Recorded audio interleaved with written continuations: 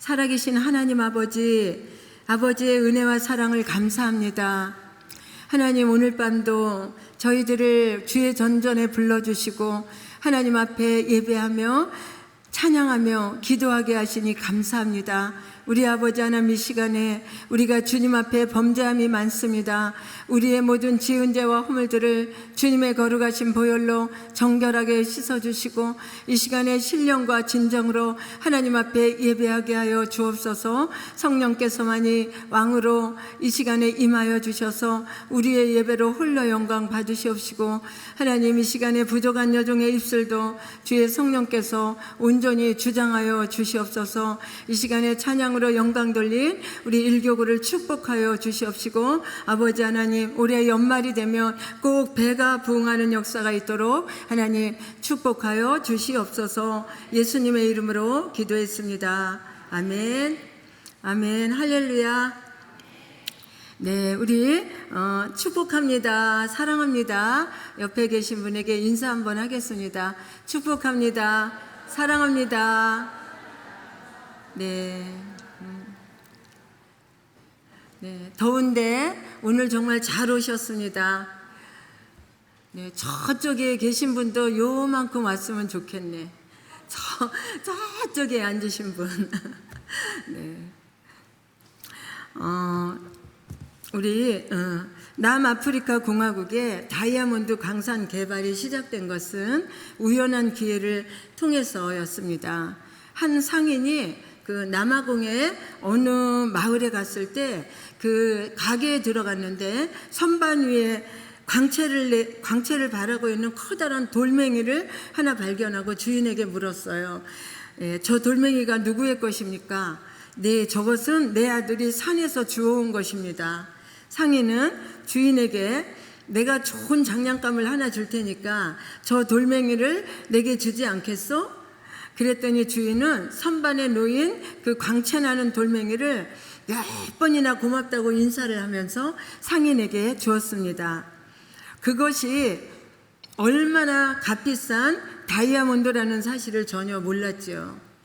결국 이 돌은 케이프타운의 보석상에서 12만 5천 달러에 팔렸고 지금은 수백만 달러의 후가를 넘는 그런 보물이 되었습니다. 우리 인생도 마찬가지입니다. 여러분, 우리가 진정 중요한 것에 대한 가치를 모르는 사람들이 너무나 많아요. 특히 영생에 대한 소망이 없는 이 땅의 것만을 바라보며 사는 사람, 영생에 대한 영원한 소망을 갖지 못하고 사는 사람의 삶이 얼마나 황량할까? 여러분 한번 생각해 보셨습니까?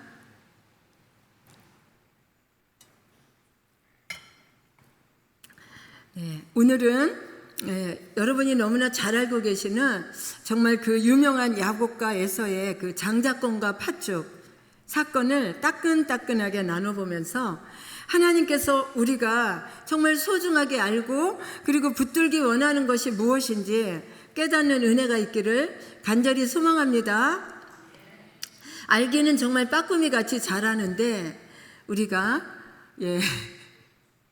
삶에 실제가 되도록 실천하지 못해요.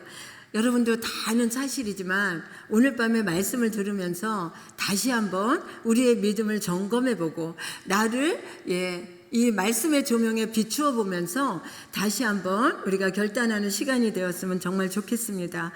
먼저 팥죽 한 그릇에 장자권을 팔아버린 에서를 한번 우리 만나보겠습니다. 오늘은 제목이 팥죽과 장자권 에서 편이에요. 그래서 오늘은 에서를 만나보려고 합니다. 여러분 팥죽 좋아하시죠? 네, 그렇다고 아무리 배가 고파도 첫째에게만 주어진 그 장자권을 팥죽 한 그릇에 팔아버린 이 사건은 에서가 혹시 미친 거 아닐까? 저 같으면 이 금수저 절대로 포기하지 않습니다. 여러분 이 금수저 포기하시겠어요?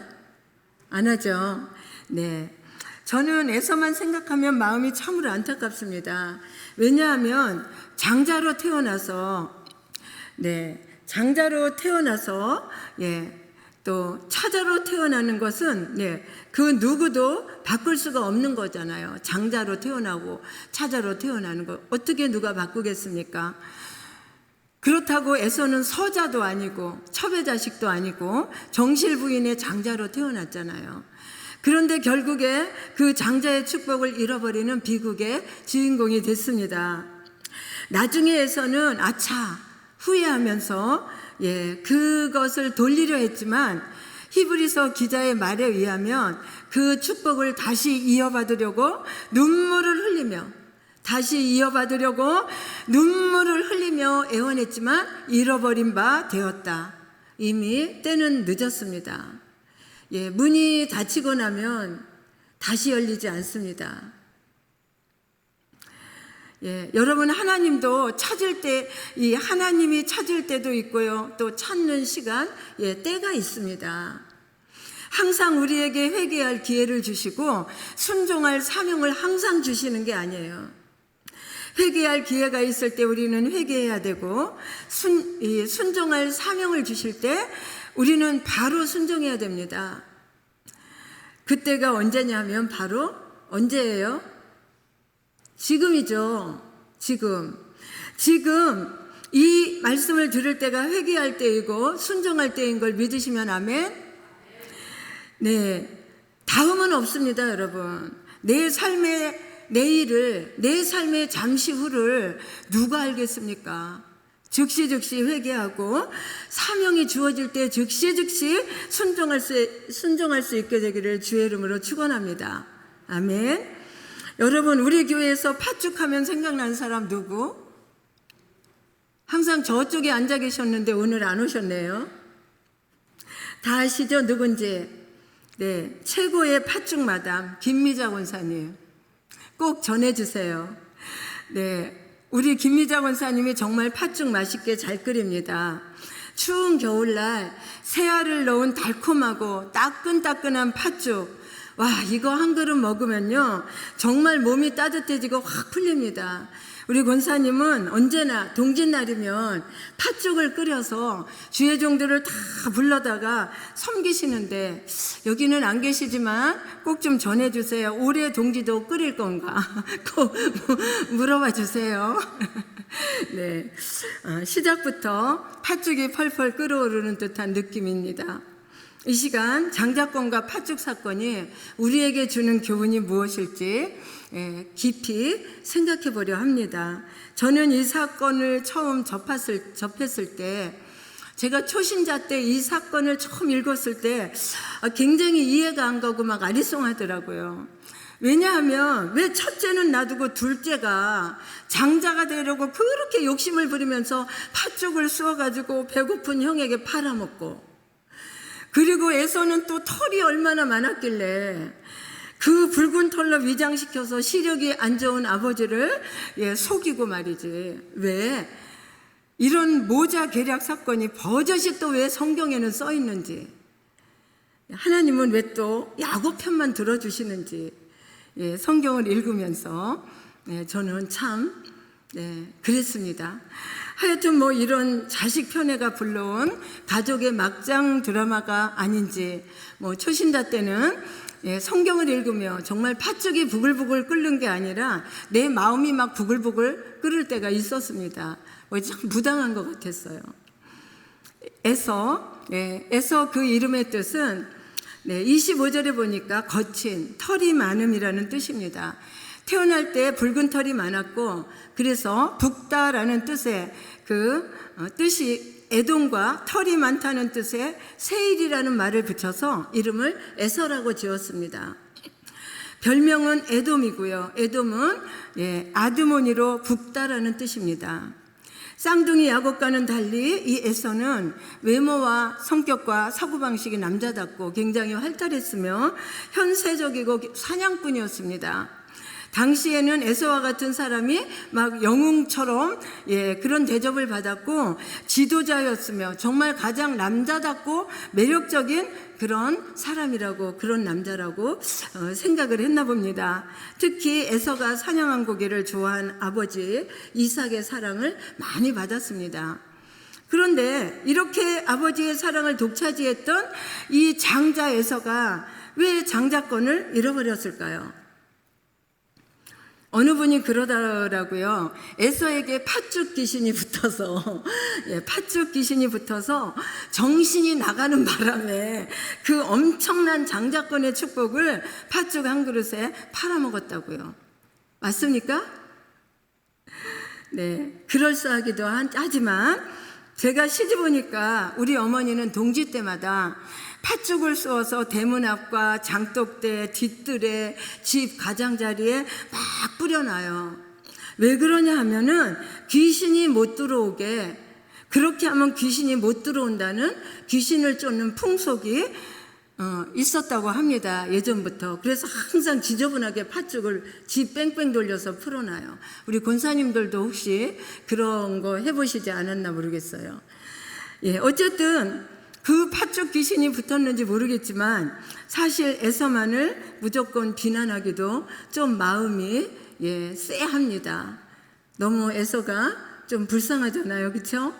네, 세상에 얼마나 배가 고팠으면 25장 29절에서 보니까 에서가 들판에서 돌아왔는데 그 상태를 심히 피곤했다고 말하고 있습니다. 우리 29절 한번 함께 읽겠습니다. 29절.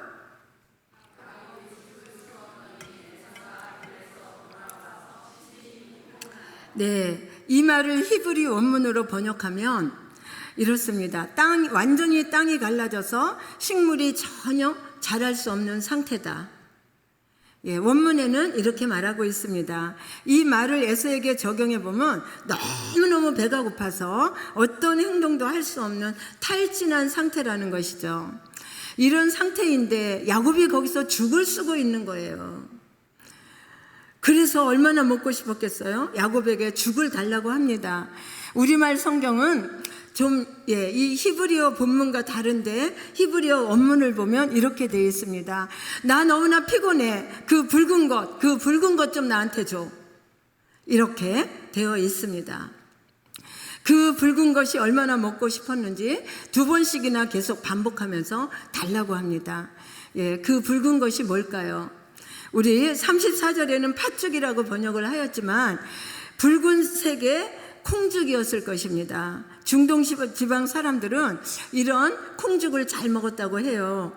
야곱은 그때 형이 배고파하는 급한 성격을 보고 이 절호의 찬스를 놓치지 않고 인생 빅딜을 하게 되죠. 31절 함께 한번 보겠습니다. 시작. 형의 장자의 명분을 오늘 내게 팔라. 네, 형의 장자의 명분을 오늘 제게 파시죠. 그건 말도 안 되는 얘기입니다. 장자가 어디 팔고 사고 하는 겁니까? 우리 같았으면 동생에게 화를 내거나 한 대 쥐어받거나 그랬을 것 같아요. 그런데요, 의외로 에서의 행동은 본문은 이렇게 얘기하고 있어요. 우리 34절 함께 읽겠습니다. 시작. 야곱이 떡과 팥죽을 에서에게 주매 에서가 먹으며 마시고 일어나 갔으니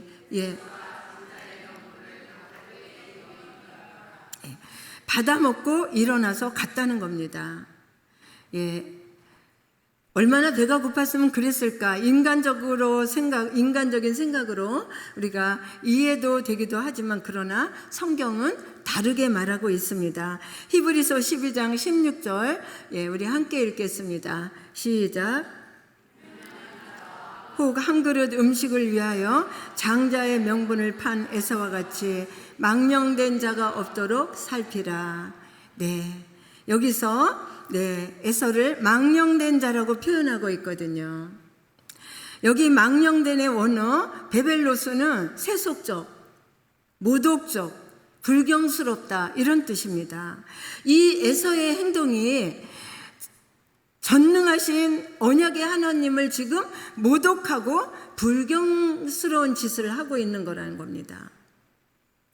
우리는 여기서 야곱이 사기를 치면서까지 차지하려 했던 그 장자권이 뭔지 알아야 됩니다. 도대체 그 시대의 이 장자권이 뭐길래 야곱은 태중에서부터 에서와 싸우면서 에서에 먼저 나오려고 막 에서의 발꿈치를 붙잡고 나왔을까? 장자권이란 여러분, 부모의 재산을 다른 자식들보다 배나 상속받을 수 있는 권리이며, 아브라함의 가문에서는 장자에게로 계승되고 하나님께서 아브라함에게 주신 언약의 축복을 이어가는 상속자가 될 것이었기 때문에 굉장히 중요한 것이었습니다. 그런데 이런 물질적인 것 외에 더 큰 영적인 측면이 있습니다. 하나님은 아브라함을 통해서 열방의 나라를 만들고 하나님 나라의 큰 일꾼으로 그 가정을 쓰겠다고, 바로 이 구속사가 시작되는 첫 가정의 장자인 거예요. 그런데 이렇게 중요한 것을 에서는 맏아들로서 당연히 받게 될 이 엄청난 장자의 권리와 축복을 차자인 동생에게 팔아버린 거예요. 그것도 팥죽 한 그릇에.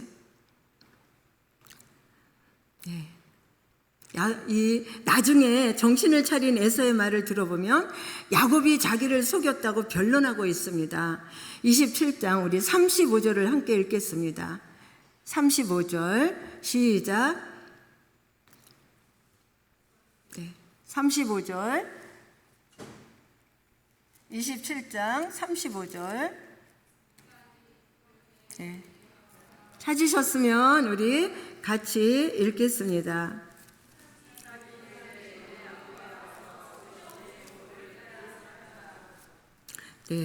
내 아우가 와서 나를 속여 내 복을 빼앗았도다. 내 아우가 나를 속여서 복을 빼앗았도다. 이렇게 말하고 있습니다. 34절, 34절 우리가 또 한번 읽어보겠습니다. 34절 시작.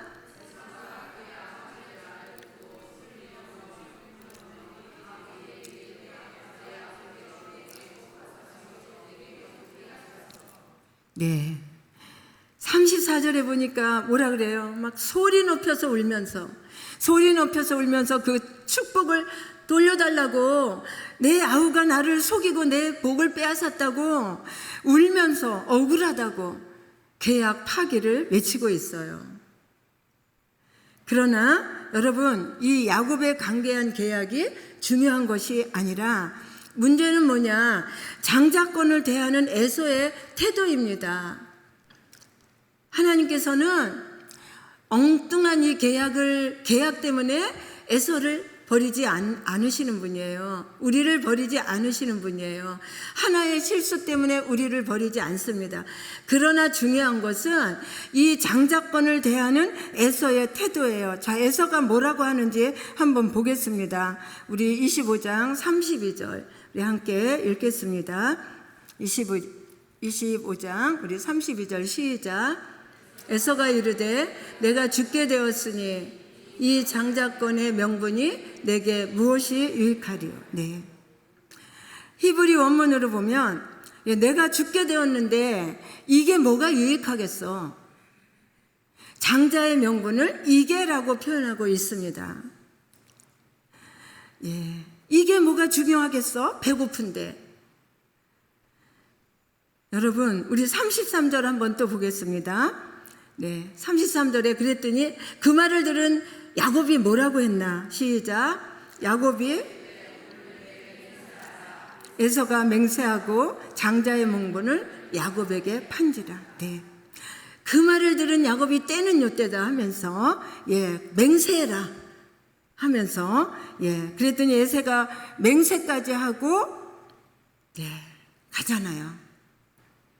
이는 에서가 평소 장자권이나 하나님의 약속에 대해서 어떻게 생각했는지, 에서의 인격과 가치관, 그 불신앙을 잘 보여주고 있는 장면입니다.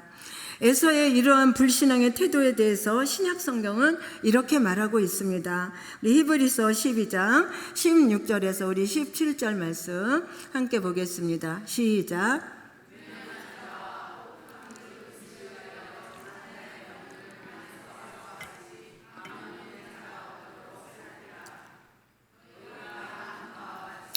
저가 그 후에 축복을 기업으로 받으려고 눈물을 흘리며 구하되 버림받아 회개할 기회를 얻지 못하였느니라.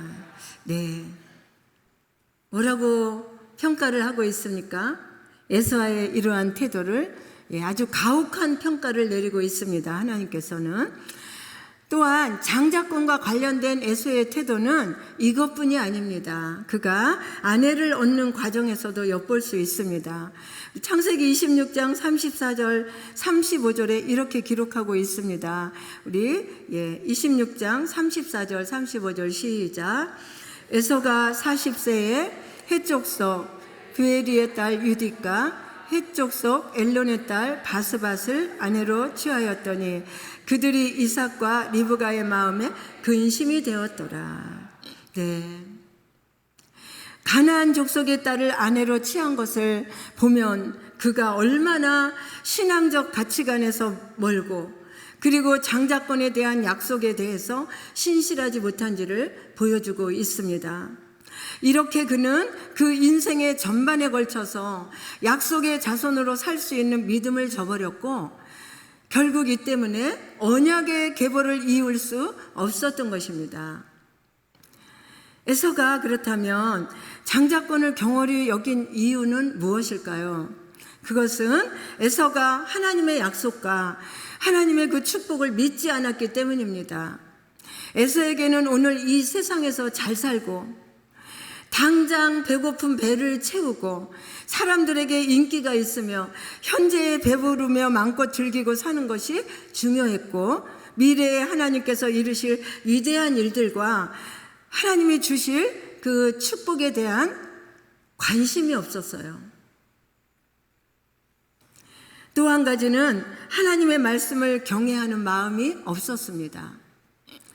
에서와 야곱은 할아버지 아브라함과 같이 살면서 하나님의 축복의 가문인 계보를 이어가는 이 장자권에 대해서 할아버지로부터 많은 교훈을 듣고 장자로서 믿음의 계보를 이어가는 신앙의 교육도 아주 철저히 받았을 겁니다. 그러나 에서는 27절에 보니까 들 사람으로 살았다는 표현하고 있습니다.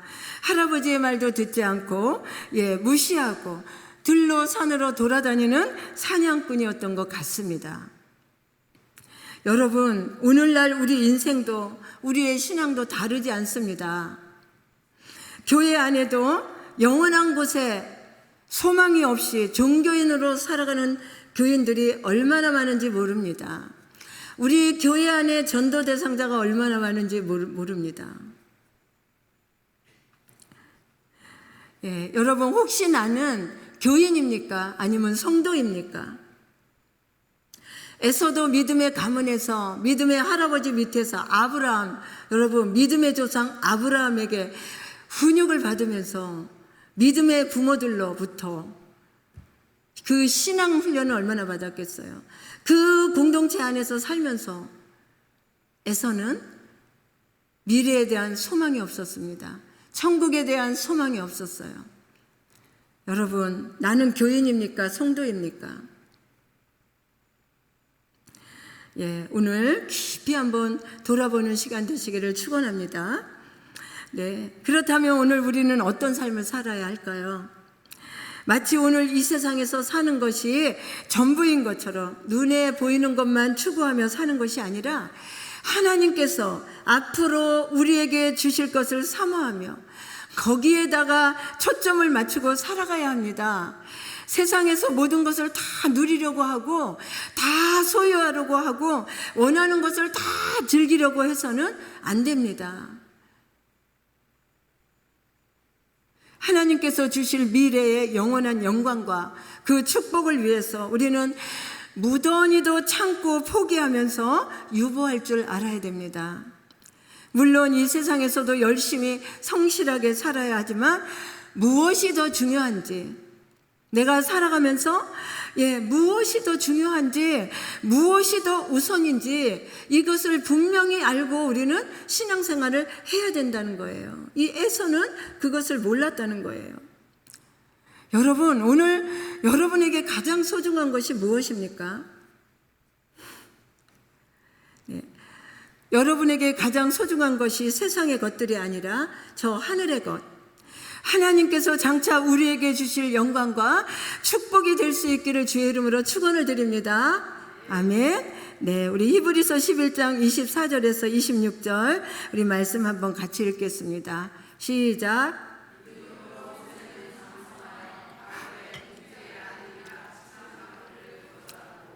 도리어 하나님의 백성과 함께 고난받기를 잠시 죄악의 낙을 누리는 것보다 더 좋아하고 그리스도를 위하여 받는 능력을 애굽의 모든 보화보다 더 큰 재물로 여겼으니 이는 상주심을 바라봅니다. 우리 믿음의 선진들은 모두 미래를 바라보고 현재의 고난을 참고 현재의 부유함을 포기한 사람들이었습니다.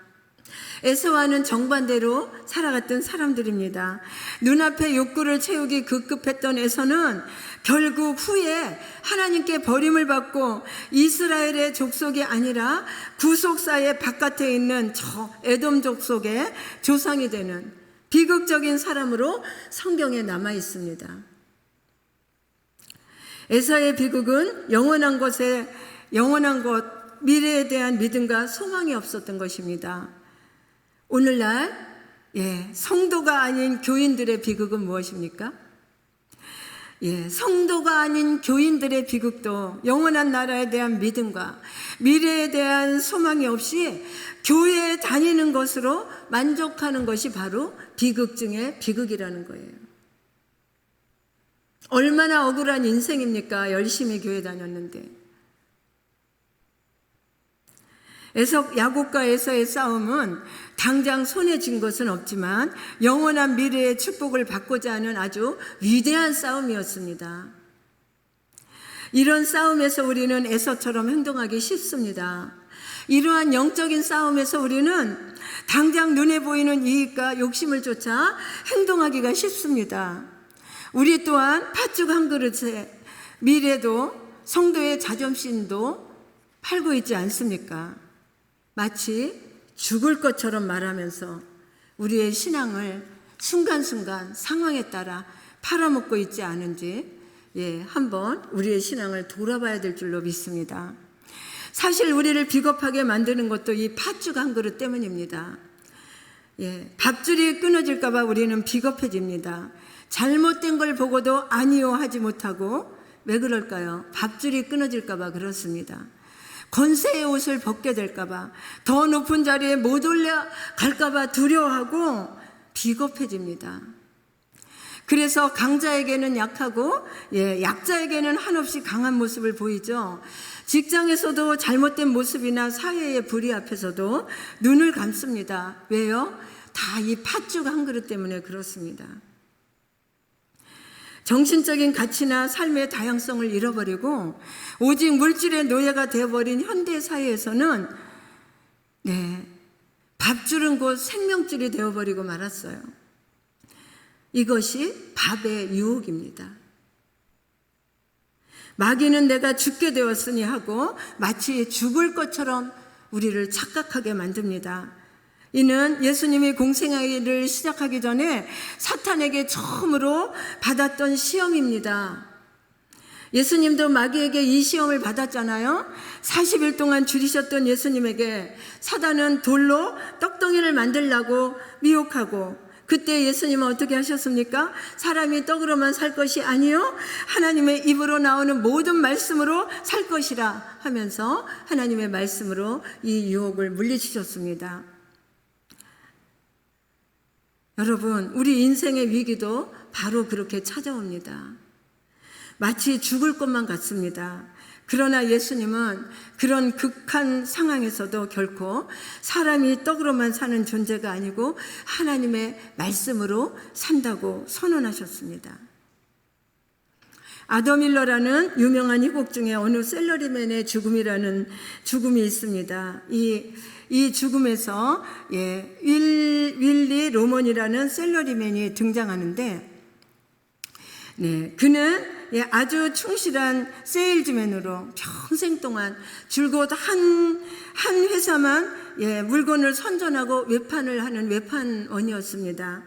그의 꿈은 평범한 샐러리만으로 그 분야에서 오래 살아남는 일이었어요.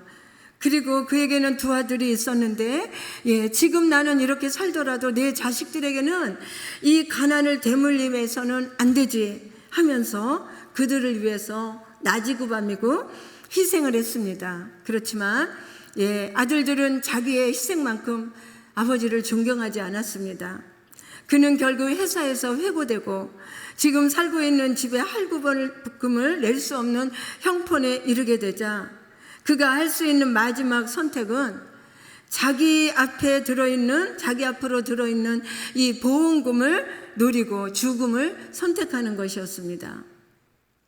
한 셀러리맨의 그 희생으로 가족은 살았지만 정작 그는 정말 쓸쓸한 죽음을 맞게 됐습니다. 여러분, 눈앞에 있는 것만 보고 사는 소망 없는 인생의 비참한 모습 아닙니까? 그러나 팥죽 한 그릇의 유혹은 결코 단순한 쉬운 것이 아닙니다.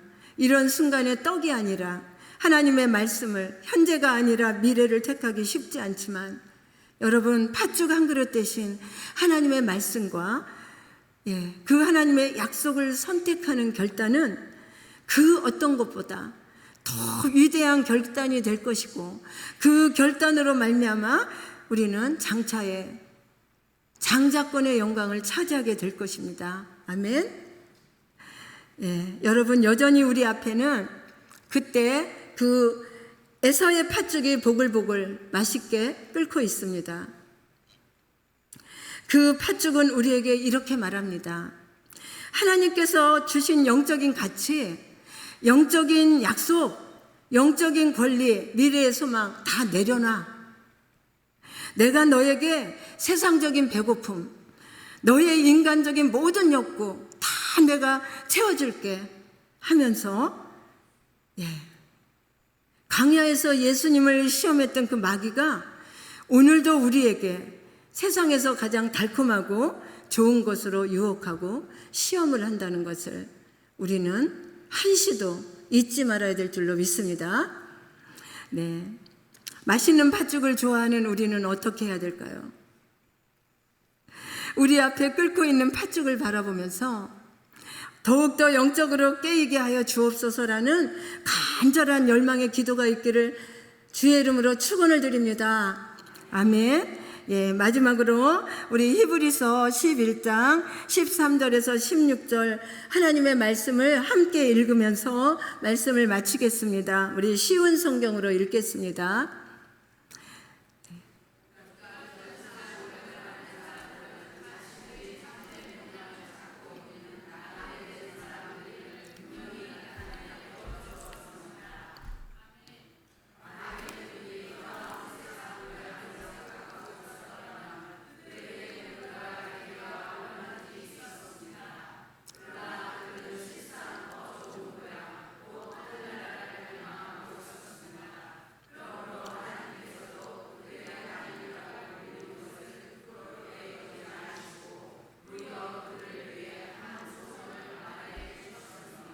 아멘. 이 사람들은 모두 믿음을 따라 살다가 죽었습니다. 비록 그들은 살아있을 동안에 약속된 것을 받지 못했지만 오직 믿음으로 그것들을 멀리서 보고 크게 반겼습니다. 그리고 이 세상, 이 땅에서는 자신들이 잠시 머무는 외국인이며 또 나그네 신세임을 신앙 고백했습니다. 이 같은 신앙 고백을 하는 사람들은 자신들이 참된 본향을 찾고 있는 나그네 된 사람들임을 분명히 나타내 보여주었습니다. 만일 그들이 떠나온 세상, 고향을 생각하고 있었더라면 그들에게는 돌아갈 기회가 얼마든지 있었습니다. 그러나 그들은 실상 더 좋은 고향, 곧 하늘나라를 갈망하고 있었습니다. 그러므로 하나님께서 그들의 하나님이라고 불리는 것을 부끄럽게 여기지 않으시고 도리어 그들을 위해 한 도성을 마련해 두셨습니다. 믿으십니까? 여러분, 우리에겐 여기보다 더 좋은 본향, 우리를 위해 예비해 두신 아름다운 도성이 있습니다. 우리 거기서 주님과 함께 영광 가운데 영원히 살 것을 믿습니까? 네, 믿으십시오. 이것을 붙들지 않으면, 이 영원한 미래의 소망을 붙들지 않으면 우리는 오늘도 내 앞에서 맛있게 끓고 있는 팥죽에 넘어가는 에서로 전락해 버릴 수밖에 없다는 것을 꼭 기억하면서 우리가 영원한 소망을 붙들고, 오늘도 내일도 주님과 함께 순리의 길을 가는 저와 여러분 되기를 축원합니다. 이 시간 우리가 이제 기도할 텐데, 우리 앞에 놓인 달콤한 유혹과 욕구들 앞에 서 있는 우리 자신의 모습이 혹여 눈앞에 보이는 즐거움으로 영원한 것을 바꾸어 버리는 그 망령된 에서와 같지 않은지 깊이 돌아보는 이 시간 되기를 축원합니다. 우리